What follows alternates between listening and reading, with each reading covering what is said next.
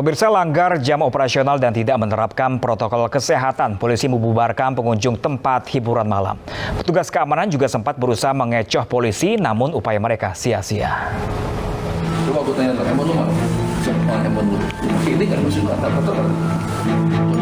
Petugas keamanan tempat hiburan malam di kawasan Senayan, Jakarta Pusat sempat berusaha mengecoh petugas yang menggelar razia prokes dini hari tadi. Tapi upaya mereka sia-sia, karena petugas tak terkecoh dan tetap melanjutkan razia. Saat memasuki ruangan, petugas temukan pengunjung abai protokol kesehatan, termasuk tidak mengenakan masker. Petugas pun memeriksa pengunjung dan meminta mereka bubar. Petugas lantas menyegel tempat hiburan malam sebagai sanksi pelanggaran prokes dan jam operasional. Lihat sendiri bagaimana sulitnya anggota polisi untuk melakukan tugas negara masuk ke tempat karaoke maupun tempat pubnya. Jadi bang, ya kita udah posisi kan nih, kita posisi langsung lihat. Karena dari jam 1.00 masih buka dia, bener ya, masih buka kita polisi lagi. Artinya kan jam 00, jam 1 masih rame kan. Itu kalau kita nggak keluar kita nggak datang, mungkin sampai jam 3 pagi, mungkin sampai jam 4 pagi. Dalam rangka mencegah penyebaran varian Omikron dan penerapan PPKM di ibu kota, razia prokes akan terus digelar petugas. Dari Jakarta, dan Helmi Sajangbati, iNews melaporkan. Pemirsa, Kementerian Kesehatan kembali mengumumkan tambahan 2 kasus baru COVID-19 varian Omikron di Indonesia. Dengan demikian, kasus varian Omikron menjadi 3 kasus per hari ini.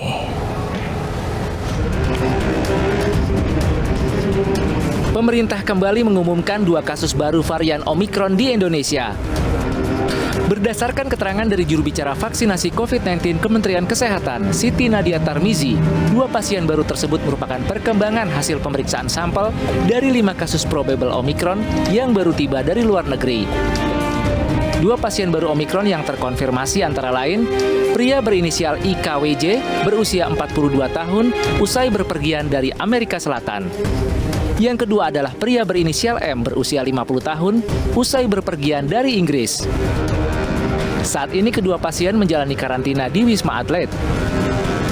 Sebelumnya seorang petugas kebersihan di Wisma Atlet Kemayoran menjadi pasien pertama COVID-19 varian Omikron yang ditemukan di Indonesia. Dengan demikian, hingga hari ini kasus varian COVID-19 Omikron di Indonesia menjadi 3 kasus. Tim Liputan iNews melaporkan. Ya, pemirsa, total sudah 3 orang terdeteksi varian Omikron di Indonesia dan semuanya masih menjalani isolasi mandiri di RSDC Wisma Atlet Kemayoran, Jakarta. Lalu bagaimana dengan pencegahannya dari RSDC Wisma Atlet terkait antisipasi pencegahan penularan varian Omikron pada level komunitas? Sudah bersama kami pemirsa Vito Erlangga langsung dari RSDC Wisma Atlet Kemayoran, Jakarta. Halo, selamat siang Vito. Bagaimana kondisi para pasien yang masih dirawat di RSDC saat ini, khususnya yang terpapar varian Omikron? Oke, baik.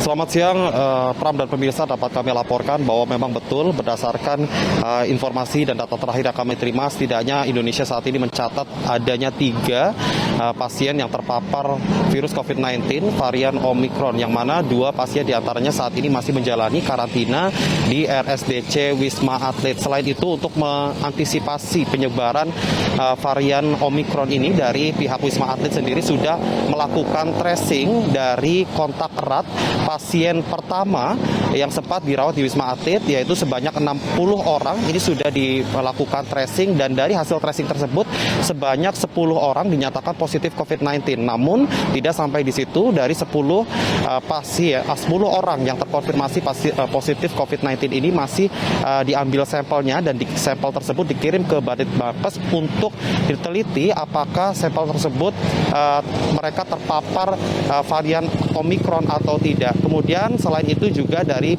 Rumah Sakit Darurat COVID-19 Wisma Atlet ini sendiri masih melakukan lockdown. Artinya ada sejumlah pembatasan yang cukup ketat, khususnya di Tower 2, Tower 3, yaitu tempat para nakes beristirahat dan tempat mobilisasi para nakes, dan Tower 4 dan 6 atau tempat karantina para pasien. Meskipun demikian, namun Wisma Atlet menyebut pihaknya masih menampung pasien positif COVID-19, dan dari data harian pada hari ini ada tambahan ditemukan sebanyak 13 kasus positif baru, artinya saat ini sebanyak 217 pasien positif COVID-19 masih dirawat di Rumah Sakit Darurat COVID-19 Wisma Atlet. Balik ke Anda, Pram. Baik, Vito Erlangga melaporkan langsung dari RSDC Wisma Atlet Kemayoran, Jakarta. Terima kasih dan selamat bertugas kembali, Vito.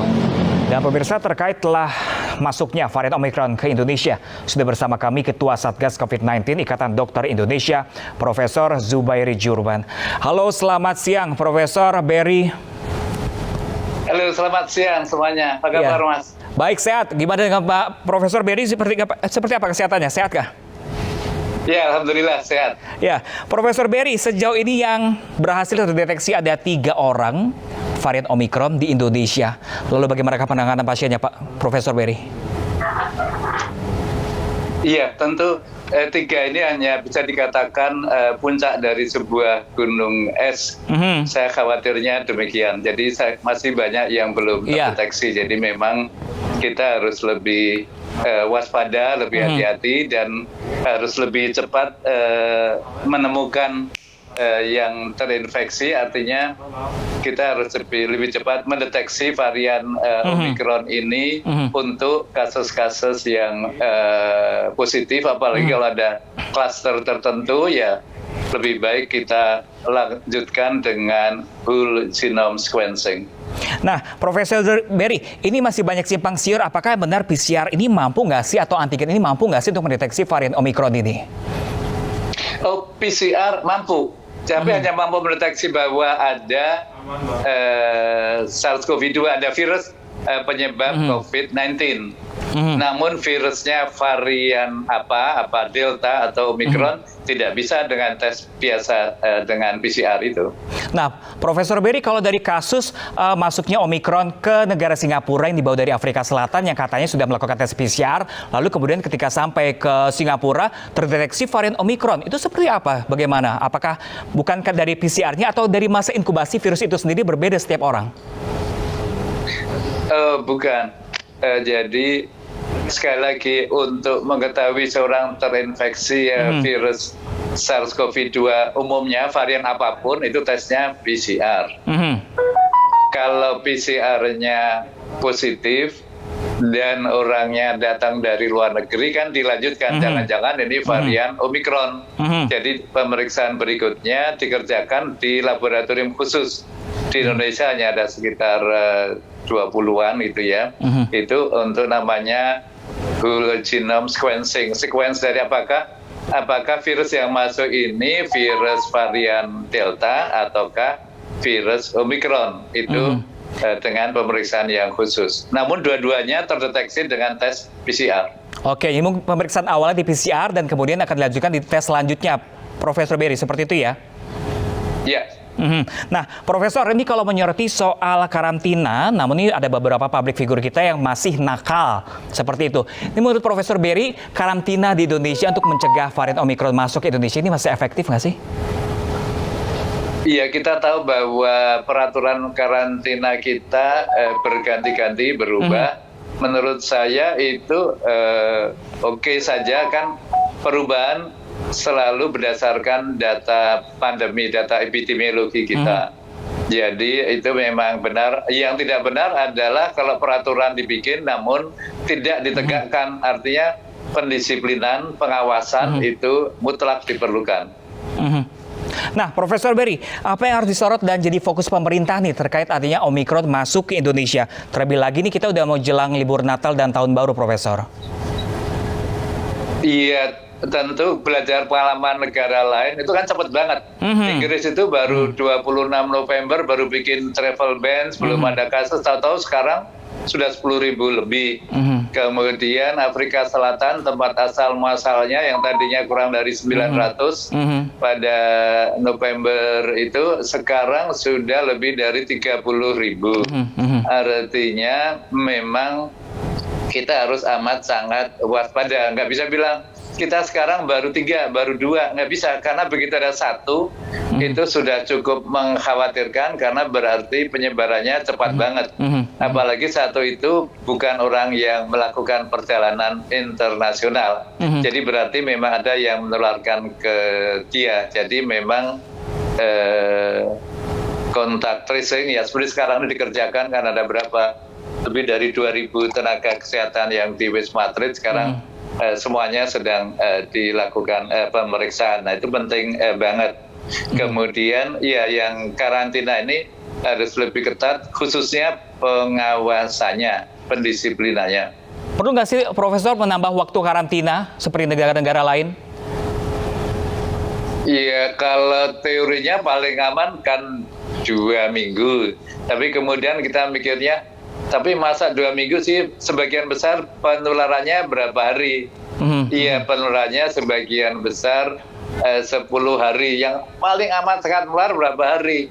2 sampai 6 hari. Ya sudah kalau gitu waktu itu diputuskan mula-mula 8 hari. Kemudian karena kita positivity rate-nya rendah banget ya sudah sekarang 3 hari. Namun begitu Omikron ini yang amat sangat mudah menyebar, ya sekarang diperpanjang. Jadi tapi intinya tadi pengawasannya yang lebih penting, karena walaupun 10 hari pun sebetulnya risiko lolos ada, tapi sedikit banget. Ya, Profesor. Sangat kecil kalau 10 hari. Profesor, sejauh ini baru 3 orang yang mungkin baru berhasil dideteksi, baru 3 orang. Nah, ini sejauh ini apa yang harus dilakukan Indonesia sih untuk terkait masuknya Omikron? Iya, ya edukasi masyarakat. Jadi masyarakat kan tadinya kita kan memang turun banget, dan karena itu pemerintah mulai membuka mall, pariwisata, pesawat terbang bisa diisi penuh. Nah sekarang kan dengan ada 1 pasien Omikron itu menjadi beda banget, apalagi sudah ada 3 dan sebentar lagi ada lebih lagi. Nah itu memang harus dihimbau bahwa membatasi perjalanan satu masyarakat. Jadi kalau bisa ya jangan pulang kampung pada libur Nataru nanti. Kemudian ya pengawasan, jadi pakai masker itu harus. Jadi pengawasan berpergian harus lebih diawasi lagi, diperketat lagi, Profesor Berry ya. Oke, baik. Benar. Baik, terima kasih banyak Profesor Berry atas berbagi informasi bersama kami. Juga berharap tidak ada penambahan kasus lagi terkait kasus varian baru Omikron ini. Pemirsa, kita beralih ke informasi selanjutnya, pemirsa. Pemberangkatan jemaah umroh Indonesia kembali ditunda hingga tahun 2022. Hal tersebut untuk mewaspadai penyebaran varian Omikron dari penularan luar negeri. Pemberangkatan umroh perdana sebenarnya akan dilaksanakan pada 23 Desember tahun ini. Namun karena adanya varian Omikron, terpaksa ditunda keberangkatan ke luar negeri untuk mencegah penyebaran Omikron. Dirjen Penyelenggara Haji dan Umroh Kementerian Agama Hilman Latif menyatakan keputusan diambil usai adanya imbauan dari Presiden Jokowi dan arahan Menteri Agama. Sementara Rizky Sembada, Wasekjen Ampuri berharap haji dan umroh dapat dipermudah karena bukan wisata tapi perjalanan ibadah. Koordinasi dengan semua pihak terkait pun dilakukan untuk terus mengupayakan terselenggaranya ibadah umroh yang sehat dan juga aman. Mengawal pemerintah agar dapat segera memberangkatkan jamaah umroh Indonesia untuk menuju ke Baitullah, karena sebagaimana kita ketahui bahwasannya pemerintah Saudi Arabia telah membuka pintu umroh untuk Indonesia. Adapun memang pembatalan kali ini disebabkan karena hadirnya varian baru dari COVID-19 yang masuk ke Indonesia, yang konon dikabarkan oleh WHO varian ini penyebarannya jauh lebih cepat daripada varian-varian yang lainnya.